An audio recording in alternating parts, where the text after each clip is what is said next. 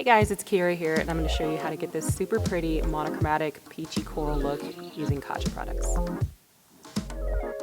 First, I'm going to be using the Beauty Bento eyeshadow trio in Poppy Champagne. I'm going to be taking the light orange shade and running it all throughout her crease.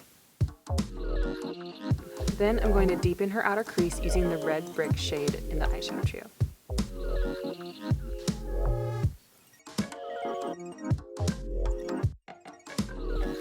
Next, I'm using the shimmery shade in the Poppy Champagne trio and applying it onto her lids using my fingertips.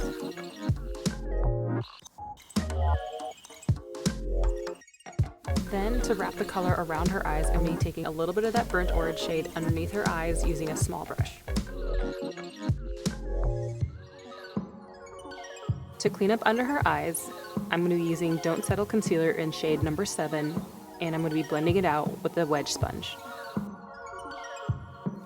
To add color back into her face, I'm using Cheeky Stamp Blush in the shade Spicy for a little all-over bronze.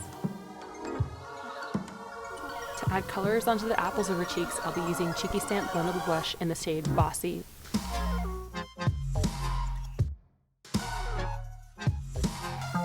For her highlight, I'll be using Mochi Glow Highlighter in the shade Toy Alien on high points of the face and down the bridge of her nose.